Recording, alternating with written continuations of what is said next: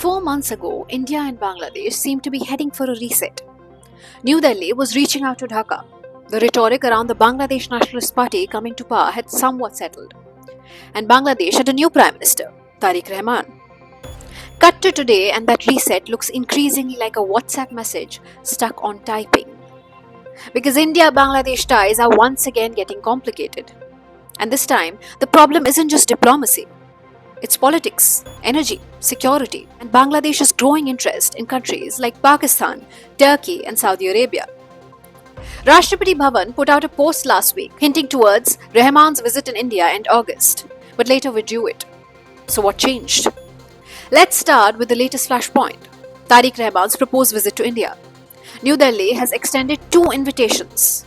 The first came in February, when Prime Minister Narendra Modi personally invited Rahman to visit India with his family. The second came later, when India invited him to the upcoming BRICS summit. Now, Bangladesh isn't even a BRICS member, so this was essentially a diplomatic courtesy, and a pretty significant one. You would be aware that a formal invitation to Bangladesh Prime Minister to visit India was extended when he assumed office in February 2026.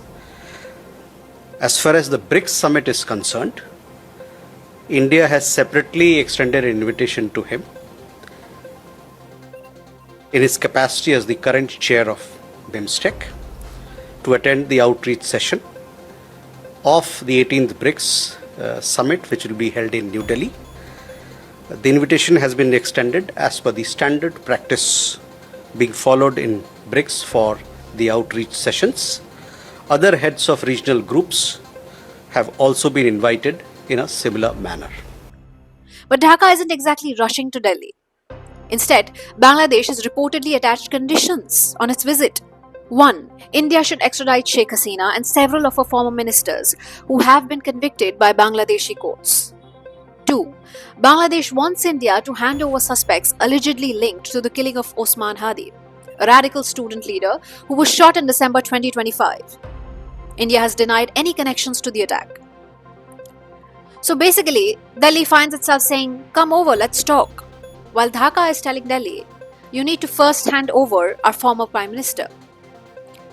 And this, you see, is not exactly the recipe for a casual diplomatic chai. A major trigger was a recent event in New Delhi, marking the anniversary of Sheikh Hasina's ouster. Hasina addressed the gathering through an audio link and sharply criticized the current government in Bangladesh. She accused the new leadership of destroying the Bangladesh she helped build. আজকে একটার পর একটা আওয়ামী লীগ নেতার কর্মীকে হত্যা করা হচ্ছে। এই হত্যা যারা করছে তাদের নাম, ঠিকানা সবকিছু হিসাব রাখতে হবে। আর যে সমস্ত এলাকায় হচ্ছে সেখানকার পুলিশ বা যারা কর্মরত তারা কারা, তাদেরও নাম ঠিকানা রাখতে হবে। এগুলির বিচার একদিন হবে। Bangladesh's reaction? Dhaka wasn't amused. Bangladesh has reportedly wanted India to stop the event. New Delhi, however, distanced itself from Hasina's remarks, saying it did not endorse what she said. And that appears to have further irritated Dhaka. But here's where the story gets interesting. Just a few months ago, there were signs that both sides were trying to rebuild. Bangladesh's foreign minister visited India in April, laying the groundwork for a possible Rahman visit. And India made a rather unusual diplomatic move. New Delhi appointed Dinesh Trivedi, a senior politician and former union minister, as the High Commissioner to Bangladesh. He's not a conventional career diplomat, and his political background and fluency in Bangla made the appointment highly symbolic. The message seemed obvious at India's end. India was willing to invest politically in their relationship. But while Delhi was extending a warm hand, Dhaka was looking elsewhere. Rahman's Bangladesh Nationalist Party has historically had a more complicated relationship with India than Hasina's Awami League. And now there are fresh signals that Dhaka wants to diversify its foreign policy. There has even been discussion around Bangladesh potentially joining the Saudi Arabia-Pakistani-Turkey security framework, which has been described as the Makkah Defense Pact. If that actually happens, it would be strategically significant, because Pakistan and Bangladesh being part of the same defense arrangement would have a very obvious historical irony. Continue to closely follow developments that are happening in the West Asia region, and also in the first instance, for your first question was also about some of these developments that are happening, and we're keeping a close eye on that. But having said that, let me say that we continue to stand for peaceful resolution of the conflict in West Asia through dialogue and diplomacy. Pakistan's military committed mass atrocities in Bangladesh during the 1971 Liberation War. And today, Dhaka is considering closer strategic cooperation with Islamabad. History really does have a dark sense of humor.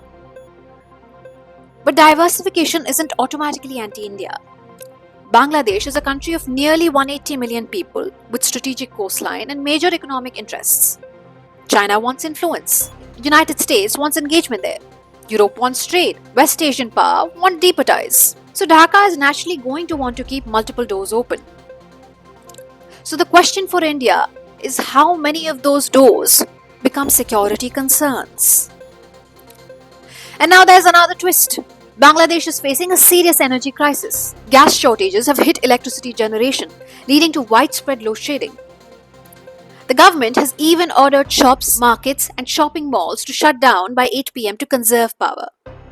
Factories are feeling the pain too. In industrial areas such as Narsingdi, more than 100 textile factories have reportedly halted production as gas pressure collapsed. Factories in Ghazipur, Narayanganj and Savar are also cutting production or changing shifts. And here's the geopolitical twist. Bangladesh has turned to India for help. Dhaka has asked India for additional diesel supplies to the existing cross-border pipeline. India's High Commissioner Dinesh Trivedi has met Bangladesh's Power and Energy Minister to discuss cooperation.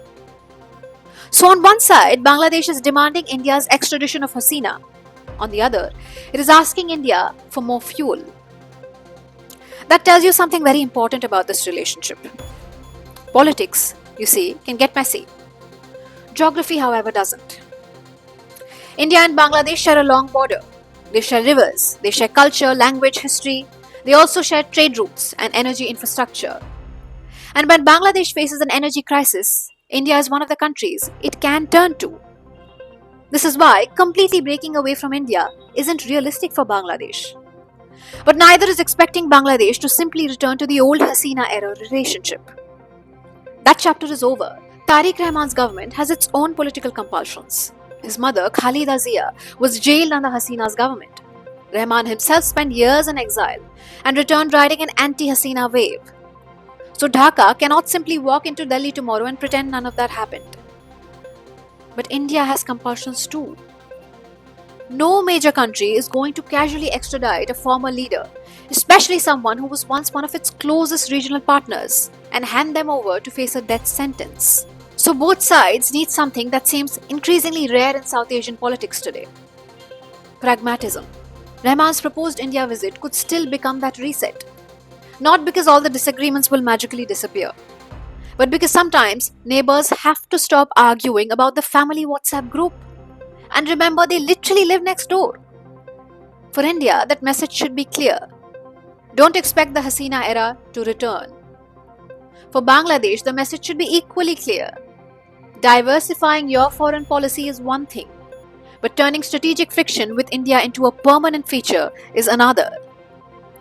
Because the relationship may be politically complicated, but economically, geographically and strategically, India and Bangladesh still need each other. This is Shivangi Mukherjee for India Abroad.